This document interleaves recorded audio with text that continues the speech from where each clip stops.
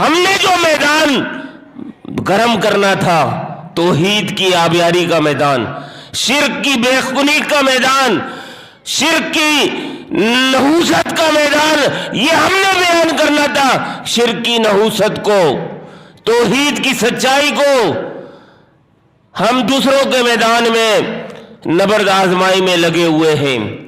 ہمیں اپنے میدانوں میں فخر کرنا ہوگا، ہمیں قوم کو اس راہ پہ لانا ہوگا، اور جب ہم یہ میدان گرم کریں گے تو یہی انبیاء علیہ السلام کا مشن تھا۔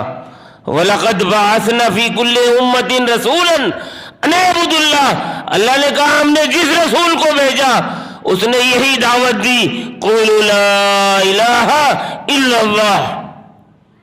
آج ہم اس میدان کو اگر زندہ کریں، لوگوں کو اللہ کی وحدانیت کی طرف لائیں، ہر شعبے میں اس کی بات کریں، تو پھر انشاءاللہ العزیز یہ ہمارا میدان ہے، اس میں ہمارا کوئی مقابلہ دور دور تک نہیں ہے۔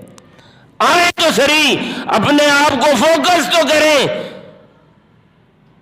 اگر قوم اتحاد امت کی بات کرتی ہے تو آؤ، اتحاد امت ہوگا اللہ کی وحدانیت پر۔ اگر قوم اتباع رسول کی بات کرتی ہے تو اتباع رسول کا پیغام یہی ہے، اللہ وحدہ لا شریک ہے۔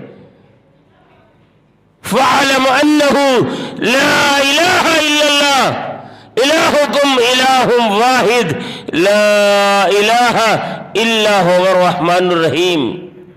اس پیغام کو عام کرنے کی ضرورت ہے۔